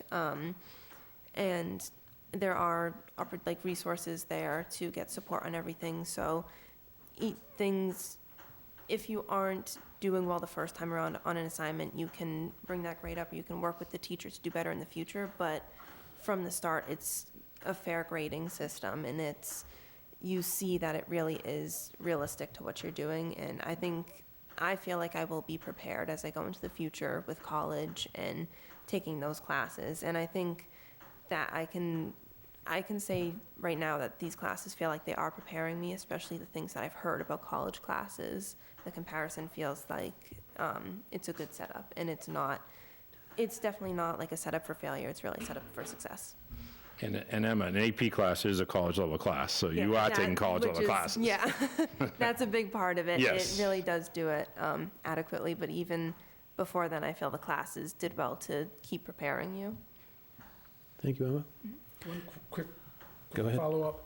What do you think the process should be to talk about, to determine 27 and beyond?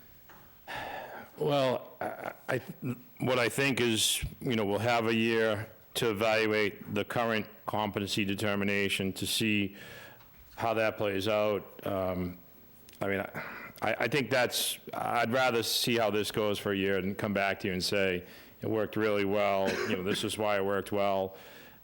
It's all like new territory for us. I mean, MCAS has been here for, 20 years plus.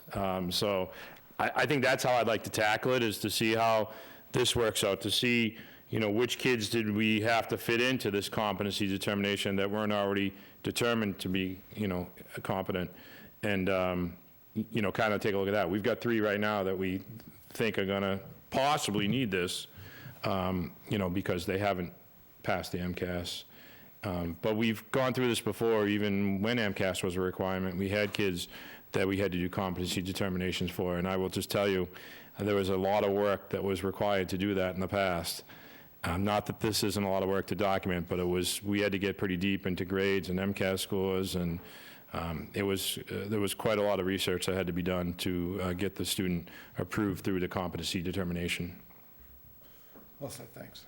So to be clear, before I accept a motion on this, students for class of 25 and 26 would have to pass English 10, Algebra 2 or Geometry, Biology or Chemistry or Physics. Correct. And a passing grade in Wareham is 65. Many other districts, it's a 60, correct? Correct. Okay.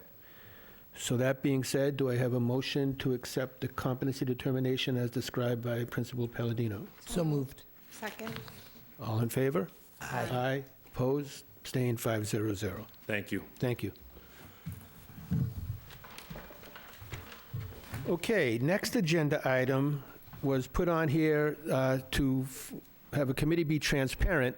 School committees can't discuss things with more than 2 members. So we have never discussed MCAS as a requirement before. So this is the first night we will be doing that. And it is, again, just a discussion. No action means the state law proceeds. and MCAS would not be a graduation requirement. So we don't need a vote, and we're not going to be voting on anything tonight, but we wouldn't, if there's no vote, then it's status quo as per the ballot of November. But there are some different schools of thought on this, and we're going to explore some of that tonight. I have reached out to numerous school committees to see what they were doing. Many are discussing it. I've only found one, like Mr. Fitzgerald said earlier, that has decided to make it a graduation requirement going forward this year. The rest have not. So I'm going to open it up to the committee to speak to this issue. April? So I have a couple things. So at the delegate assembly in November, obviously, was the week of the election where it was voted down. So the delegate assembly did put through a resolution to urge the state legislature to act expeditiously to rethink the entire MCAS system, create a more equitable and reasonable set of comp study standards for high school diploma and for testing going forward. So that being said, MASC's official statement, and that's the Massachusetts Association of School Committees, is that they do not support the use of high-stakes tests as a requirement for graduation diploma. I also think that we were all voted in good faith by the people of the community of Wareham, and that, as Brian pointed out, it was overwhelming that the community voted to no longer have MCAS as a graduation requirement, and I think it would be a huge disservice and a lack of trust to the people that put us in these positions if we defied what the majority of the people in this town wanted for their kids as a graduation requirement. I don't even know why it's a discussion if it was voted on a ballot on a state level. So I just think it's a bad look if we go forward with it. Okay, anyone else? Brennan? I've never been a fan of MCAS, and I was the last class that didn't have to take it. I graduated right before it got put in there. But one of the things I remember when we were discussing, the general discussion right before the election about it, is that we need to have some method to evaluate competency, and we need to have something in there. And I know that we just decided on one tonight for Wareham, but I think that there is something to be said for a uniform one. Now, I don't think it's our responsibility to come up with one for the entire state, but I do think that we need to just, keep in mind that whatever we decide, hopefully the state will come up with a uniform across the state decision on, how we can evaluate that competency, and that we should submit to that. Now, like we said before, the voters of this town overwhelmingly said that we should not have the MCAS as a deciding factor on the diploma. And when the election came around, I originally, I've always disliked MCAS, so I was ready to vote with that, but I voted against it just because one point that I think someone here made right before the election was, well, if we don't have it, what do we do to decide it with? So I think that we just need to keep an open mind that whatever we come up with, there's going to be, hopefully soon, a more uniform thing, handed down from the state that will equally evaluate it, because we don't want to come up with a certain standard here and then find out that another school district has come up with a better option or a more comprehensive one that makes our graduation requirement look too easy. I'd prefer that it looked too difficult, so that those that achieved it had kind of a higher, had made a higher achievement, I want people to say that Wareham had some pretty strict standards, and so that Wareham high school diploma means a little bit more than everywhere else as opposed to a little bit less. So keeping that in mind, I think that, again, I wouldn't go against the vote, against the voters' wishes, but I think that we do have to keep in mind that whatever we decide, hopefully, is only temporary until the state comes up with something better. Jeff? Oh, it's never good when it starts with that. So, I have a number of concerns, and they go both ways.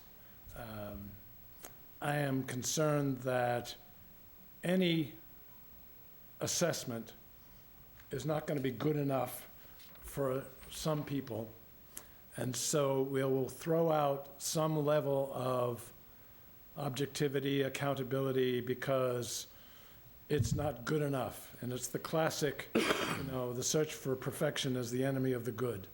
So that concerns me. It also concerns me that employers made it very clear before the vote that they wanted MCAS maintained because they wanted to have some degree of confidence that the student that came out of a Massachusetts high school would be capable of being effectively trained for a good job. I think it's a very bad mistake to say to the employers, find another way of getting confidence about a Massachusetts graduate from its high schools, because we're not going to have a common assessment that's a requirement. I am concerned also, however, because I have very recently, and I am very appreciative of the answers, the very quick answers I got from our principals, the amount of time we spend on MCAS. It's days and days and days out of our learning, out of our 180 days, which are precious. And I'm not convinced that when you spend, I think Mr. Palladino said 14 days. I know even at the elementary school, it was 5 days plus. I'm not sure how many days it is at the middle school, but those are a lot of days to spend on something that you get back in September of the following year. So that concerns me. I am very concerned about the fact that, in a sense, I know it's not complete redundancy, but we rely tremendously from a formative perspective. I don't know whether there's any summative aspect to NUIA, but we rely on another outside third-party assessment, which also takes a fair amount of time. But I get the sense that it's considered to be much more valuable because it is formative, as well as to some extent, if desired, summative, in terms of how our students were doing. We can assess growth. As I said earlier, you don't know how the other districts around you are doing, but I'm not sure how critical that is for a variety of reasons. I'm a little concerned that those districts that are considering keeping MCAS are the, quote, wealthy districts, and probably for that reason, statistically, the better educated districts. We already know Massachusetts is the highest educated state in the union, which is why on the NAEP, it literally, for the first time ever, was first in both 4th and 8th grade math and reading, and English or literacy or whatever you want to call it. But it's not a coincidence because we have the most highly educated parents. So there is no good answer to this question. I do not want to alienate voters. I don't want to alienate educators. I also don't want to alienate employers. So the bottom line for me is I need to make sure that every principal in this room, and I appreciate the fact that they're still here, is taking competency really seriously before they move that student to the next grade level. Because if they don't do that, then we're just pretending that a education out of Wareham Public Schools is a great tool, not only for the employer or college and university that comes after that, but candidly, we all know that education is supposed to be the great equalizer. We have, my opinion only, far too much inequality in this country, and that's to some extent a sign of the failure of the education system to be the great equalizer.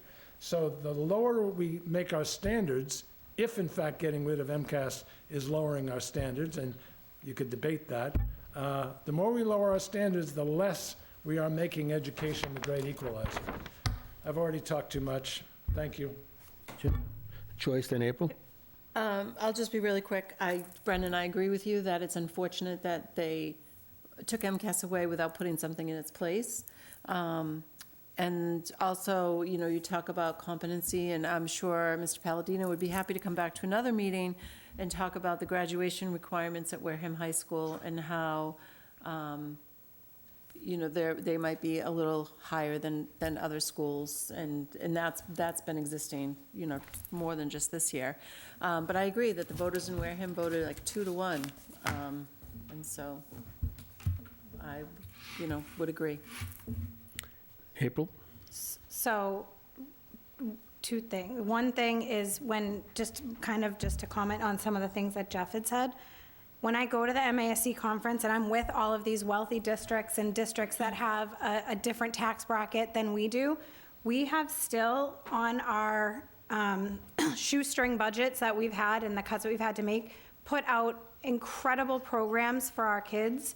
We've had kids that have gone to Ivy League schools, the IB, the AP, like we have more course offerings. And when I talk to other school committee members in some of those districts annually at this conference, they're so impressed with what we offer to our students and are like, wait, Wareham has that? Like, it doesn't compute to them with what we look like on the outside statistically to what we actually offer our students. So I don't think that that's a measure of where we are. And like you said, the average passing grade for most school districts is 60 and ours is 65. So we already have a higher standard regardless. Also, in every single person on this panel, as Brennan said, we were like the last year of graduation before MCAS was initiated. And in every career change and in every job I've ever had, not a single employer has asked me about my MCAS scores.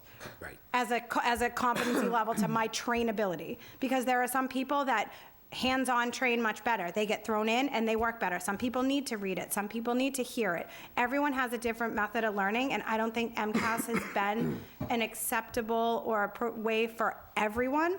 And there had been concerns and rumblings for decades that this test, that people were teaching to the test. That's one of the most common concerns of parents, that they're not getting a comprehensive or critical thinking form of education because they fear that they were being just taught to pass this test and taught just to skirt the statistic and fill in bubbles, which it used to be bubbles, but then it was online. So I don't think that it's an accurate statement that it's going to reflect the employability of our students by us not having it as a graduation requirement. The state still has MCAS for GDP, for benchmarks. The test itself, which I think is a huge misconception, has not gone away. We're only talking about it being a requirement to graduate. And I think we need to just remember that. So I'll just finish up this discussion tonight. My quick opinion, I voted to keep MCAS as a graduation requirement. Because I think that MCAS actually helps communities like Wareham. It's kind of a rising tide lifts all boats sort of way, and that it did create some minimum objective standards. But we do hear the will of the town.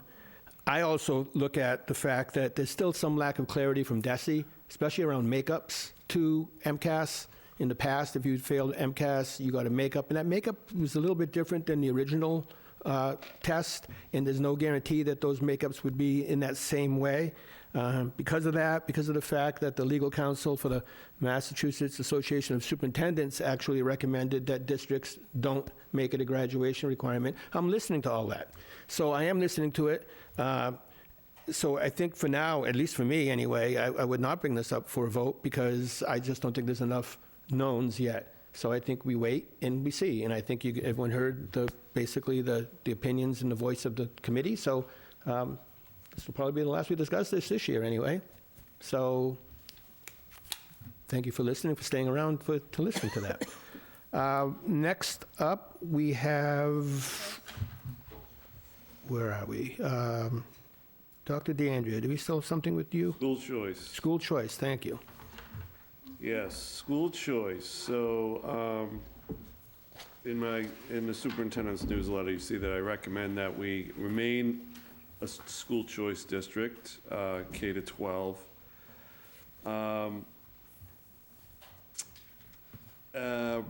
We have 39 incoming school choice students, you can see in the report. There are 7 new students this year. And so this vote is just to remain, to keep things exactly the way they are. Each of our principals, they have a handle on where there is space in their buildings and where they can accept students.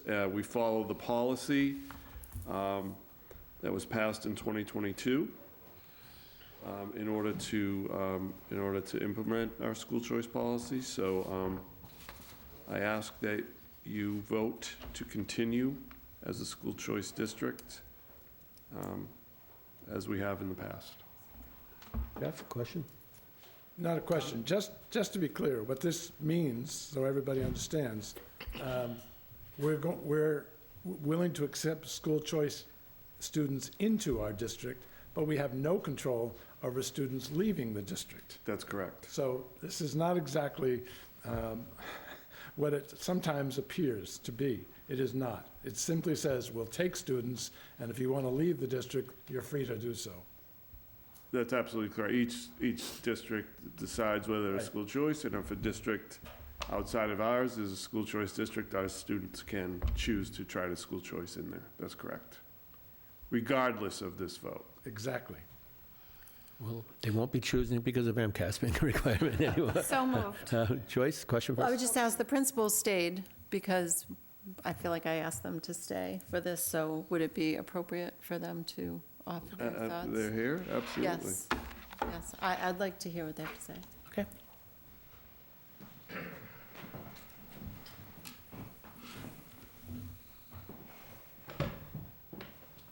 Let's go right up the continuum from elementary on up. Yeah, I'm a proponent of school choice. I think that I enjoy welcoming students from other districts, knowing that they want to attend Wareham Elementary School. I've been reserved about it since the population at Wareham Elementary is so high. My class size right now fluctuates from 18 to 22. So I just need to bear that in mind per grade. And the population has fluctuated, as Ms. Cote said in her principal's report, that we're getting a lot of students coming in. So I just want to recognize to the public that when we vote, that it's a yes, that my population is already fairly high. Well, it's always been on a case-by-case basis and where the class sizes were in order to accept them anyways, right? Yep, it's in the policy states, once you, if I say no to one in that grade is closed for the remainder of the year. Yeah. Can I just ask a question? So, and this question might be better for Ms. Cote, you're seeing such an influx. So this is based on October, right? Is that true? So after October 1st, there's no more school choice allowed in? Is that true? Right. I think it's the 15th of October, I Okay, think so is the some date in policy. October. Yeah. But then, if you see this influx in January, there's nothing you can do at that Can point. do, exactly, right. So. It's tricky.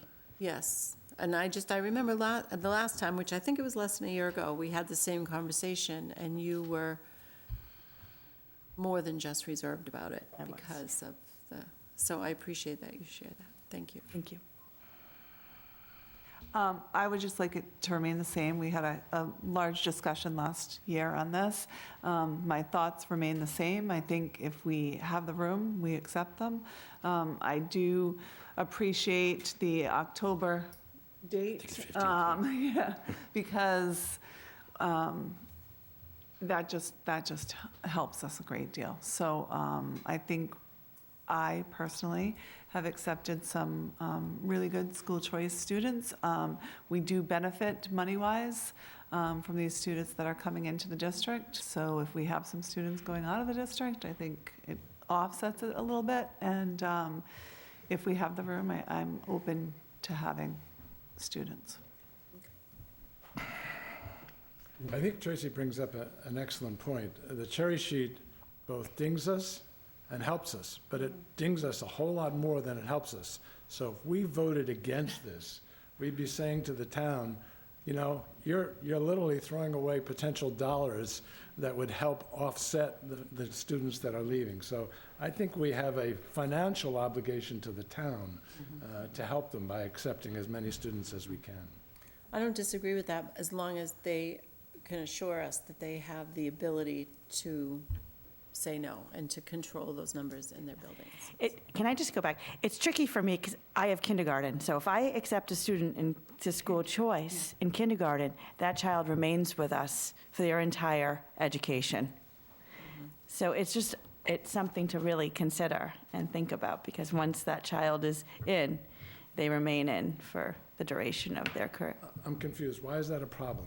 It's not. It's just, as the populations and changes over the years as they're here. And if our budget is the way, I'm not adding any teachers to Wareham Elementary School. So it's just something I have to bear in mind, especially with, retention and all of that. It's just I something wish we need to Mr. think about. Palladino's class size in his senior year was as high as your class size Right. in kindergarten. Yeah, my average, I have an average between no lower than 160, and I go to, I've had kindergarten classes to 202. I've had 40 registrations during the summer, so it's just an interesting I understand. dynamic. I don't That's a think, very good point. Sorry, Scott. That's a very good point about adding students, but not being able to have teachers. I don't think the class size in any school district from kindergarten to 12th grade is the same. You lose kids to private schools, of charter course. schools, Absolutely. prep schools, and vocational schools. So it's never going to be, if she has 200 when they're seniors, they're not going to be 200. Absolutely. Okay, just want to make sure we're on the same page. But overall on school choice, your view is? We should get rid of it Really? at the high school level. I know we can't because night school needs it to survive, so I know you can't get rid of it as a district, but I have not accepted a school choice. There is not one single student in the high school that I've accepted as school choice. There are students that are school choice students because once we accept them, we own them, so they come up through the ranks. Attendance issues are tremendous when you don't live in town. It's very difficult to get to school on time and to be in school every day when you don't live in town. And most of these kids don't live like in the next town over, if you know what I mean, that are school choice. So I'm not in favor of it. When kids come looking for school choice in the high school, they're running from something. Usually it's attendance, discipline, and poor grades. It just hasn't worked at the high school, but I could totally see it working at the other schools. And I like the policy we have. I think that was great policy, whoever created that. Having it in October is good because it eliminates some of those kids running from those issues, but it really just has not worked for us at the high school, and that's okay. It's okay that it hasn't worked, but But you're not saying necessarily that people that are already enrolled in school choice aren't working at the high school, are you? I am saying Oh, that. that come from the Not elementary as a and middle rule, school? but when we look at our issues with attendance, some with discipline, they're kids that don't live in town. There are some kids that are doing fine, but when you start to look at, all right, why is this kid tardy, X number of times, I was like, oh, they're coming in from New Bedford, that's a tough ride. So, it's tough, it's hard, but there are some kids that live close by, but the majority of kids are coming from 20 or more minutes away that are school choice, and, maybe the parent works in Wareham or something like that, so it's convenient for them. A lot of kids graduate from Wareham, but they don't live in Wareham, and they want their kids to go to Wareham, so, but like I said, it's really, for us, there's no one in the high school that I've approved of school choice, and it's worked well over the years, but we do have school choice students there, and that is what it is. Okay. So, I already made the motion. we have a motion on the floor. Do we have a second? So all in favor? Aye. Oppose? Abstain? 500. Thank you very much for staying all that time. Do we have any report of the school committee or any other business? Superintendent's newsletter with payroll and warrants. Oh, I'm hasn't been sorry. done. Thank you. So, Dr. DeAndrea, we yes. still have payroll and warrants from your... Yes. We would like to pay people. That's right. And they like to be paid. So I ask that you approve the bill and payroll warrants. So as a- moved. Second. Moved and seconded by Brennan. All in favor? Aye. Opposed? Abstained? 500. Thank you. I'm going to need one more motion tonight, and that is to go into executive session to discuss strategy with respect to litigation and not to reconvene in open session. So moved. Second. Okay, once again, Yes. Brennan, Jeff, April, Joyce, Yes. myself, yes, 500. We're going to enter into executive session. We have to take a few minutes. Yes, okay. Thank you for staying, Emma. Thank you, guys. It's good to be here.